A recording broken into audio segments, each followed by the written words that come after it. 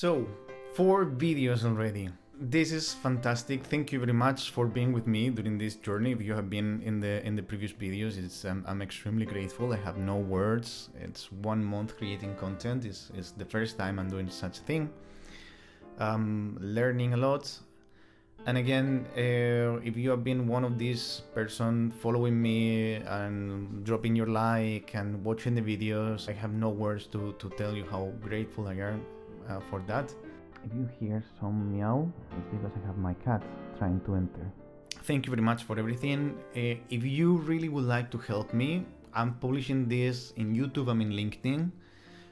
The platform that I'm targeting the most is LinkedIn, so if you can drop a comment, drop a like, or the best thing would be share this content with somebody that may find it interesting.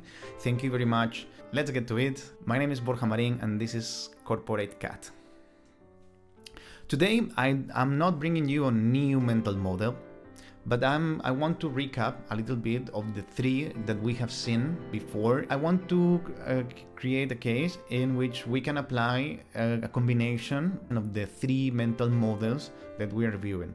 Obviously, this is a hypothetical case, and normally you don't work like this. The way that I approach that is like you have like different mental models that they are integrated in yourself, and just when you're taking decisions, you are just thinking with this in your mind, but we're gonna force it a little bit just for you to see how it goes. This video is a little bit more focused on managers, because I understand that probably if you're an individual contributor and you're interested in these videos, probably you would like at some point to reach this level. And if you're, owner of your own company, you're already a manager, so probably you're managing people, or if not, probably when you scale, you will be managing people. Now, the context. The case I want to speak about is something that happens a lot in many companies. It's going through a big attrition time, having a project and feeling that your team is resigning too much, they are not engaged, they don't like it, a number of things. And you as a manager need to have a team of people that it's fully engaged, fully working, and that actually they like to be there with you. You don't want to have a lot of people that is constantly looking for a job or looking for another opportunities. You need to try to reduce that as much as possible. So I'm going to explain you how to use mental models to try to address this situation. Let's start with the Occam's razor. If you know, the Occam's razor is the mental model that says that the best way to explain any phenomenon happening to us, it's usually picking up the hypothesis with less assumptions. Okay, let's say that we have this problem. We have a big attrition. We have a project, let's say like around 200, 300 people. And we are seeing very big rates of attrition. A lot of people is presenting their resignation, going find jobs somewhere else. They are not engaged. They are not happy being in the company. Probably, what are the first indication that we can take with Occam's razors? Either they are burned or there is a lot better jobs out there, right? Let's be honest.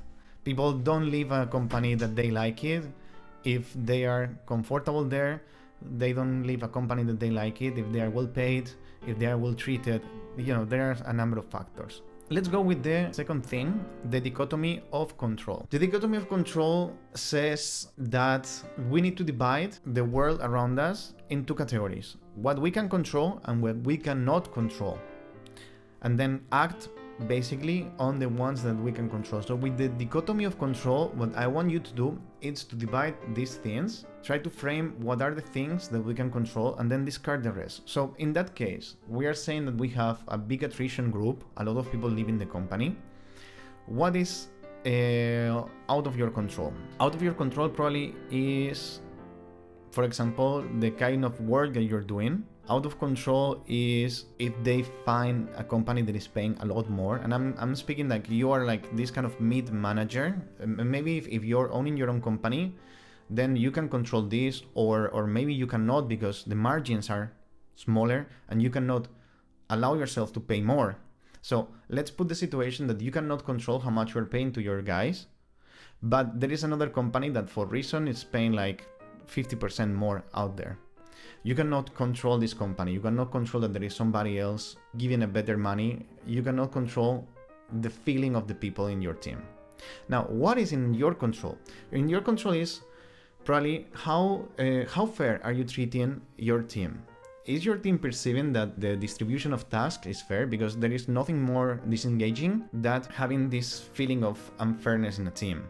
So are you putting in place all the structure to make sure that everybody is treated the same way and there is no this kind of favoritism? Are you dividing the work properly? Do you have people that has a lot of work while others are like, you know, doing nothing because most of the volume of the work goes to one person? Are you being transparent with your guys? Are you explaining the objectives? Are you guiding them enough? Are you explaining them what are the advantages of staying with you instead of going to the company that gives more money? Maybe with you they can learn better things. Maybe with you they have some stability, or they have like a path of growth that they will not have in the other company. This is the kind of thing that you need to see. And this brings me to the third mental model, that is the Pareto Rule. Once that you understand what are the things that you control, you need to identify what is the 20% that will give you 80% of the biggest value. So let's say that money is out of the picture. You cannot offer more money, but maybe you can offer better job conditions. This is your 20%. You don't have power on how you're paying the guys, but the operation is run by you and you control actually the shift, how to organize shift, what are the exceptions that you are giving to your people, what are the perks in terms of time, flexibility, volume of work. So you will need to sit down with your team and start working very hard on this, because if you try to focus on things that are out of control, or your control, or that they're not that important, you're not gonna get anything. But check what is important for your team. Maybe for your team it's very important to have a part of the money. Maybe for your team it's very important to have a very well balance, like life-work balance. So work on that and make this your 20% to work on. Or maybe your preference of the team, how can they be promoted and improve their resume or improve their career. Maybe you can do that. If you can do that, this can be your 20%. So you will need to try to scan what are the needs of your team, understand what is the most important thing out of the things that you control. Remember that we have already discarded all the things that we don't control.